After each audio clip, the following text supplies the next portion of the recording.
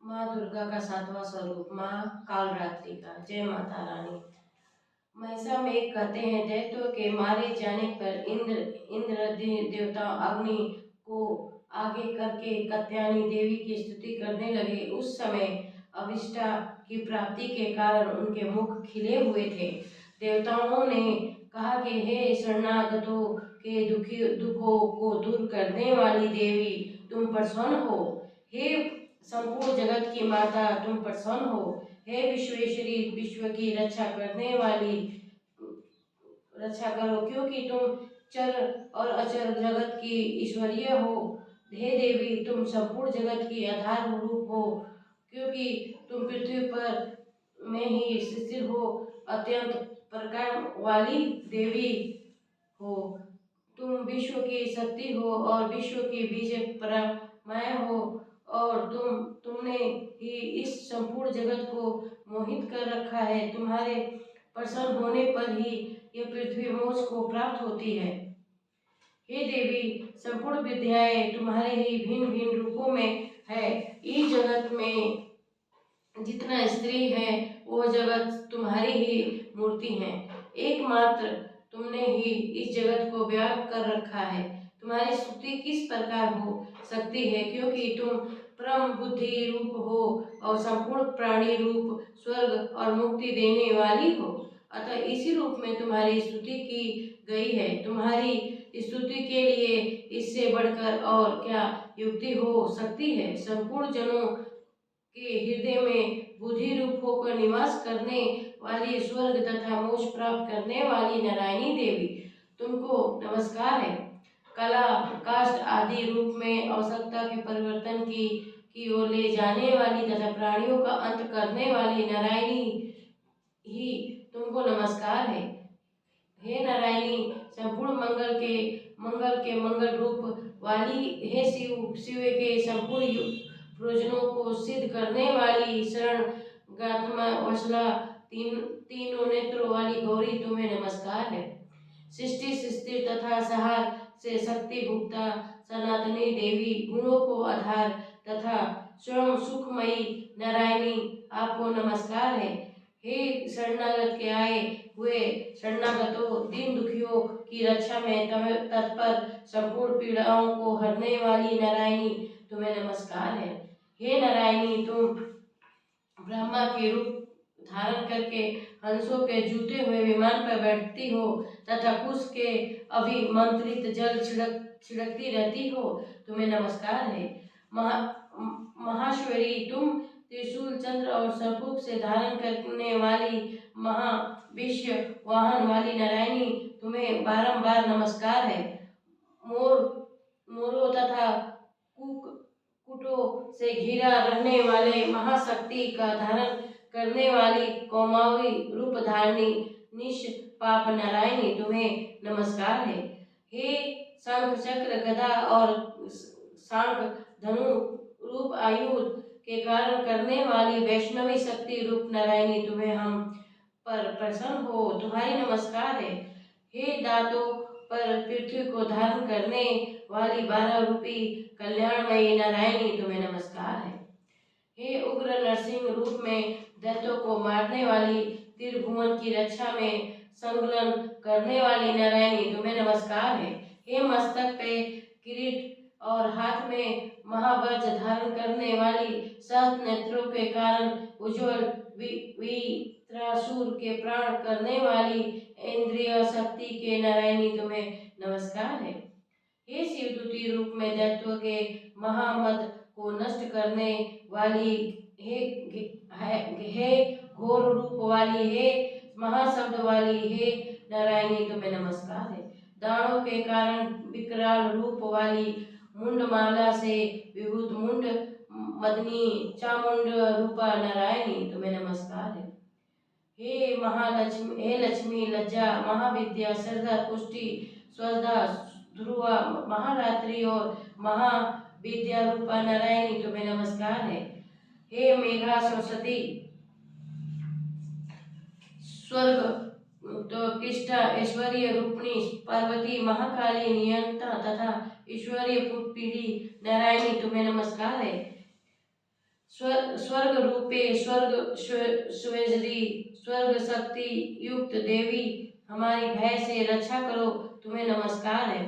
हे कात्यायनी, तीनों नेत्रों से भूत यह तेरा सौमुख मुख, सब तरह के डरों से महा रक्षा करने वाली, तुम्हें नमस्कार है।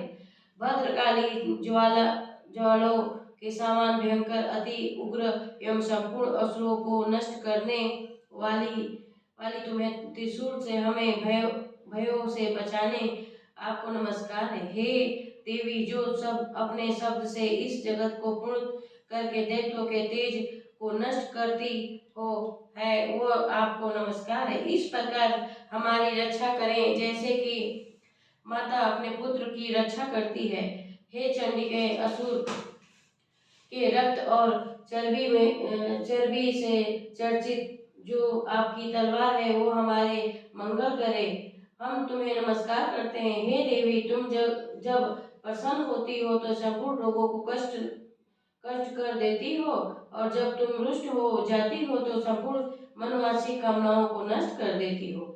और जो मनुष्य तुम्हारे शरण में आके आता है, उस पर कभी विपत्ति नहीं आती, बल्कि तुम्हारे शरण में आ गए हुए मनुष्य दूसरों को आशा देने योग्य हो जाता है।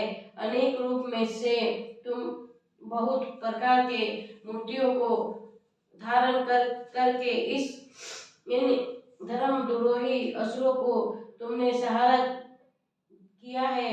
वह तुम्हारे सिवा और कौन कर सकता है। चतुर्दश विद्याओं, पट शास्त्र और चारों वेदों को तुम्हारे ही प्रकाश से प्रकाशित है, उनके तुम्हारे ही वर्णन है।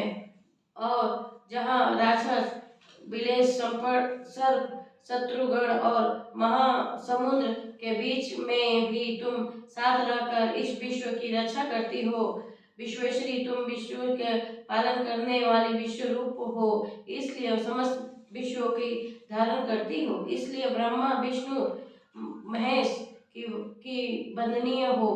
भक्ति पूर्वक रूप तुम्हारे नमस्कार करते हैं। वह विश्व की आश्रय देने वाली बन जाती हैं।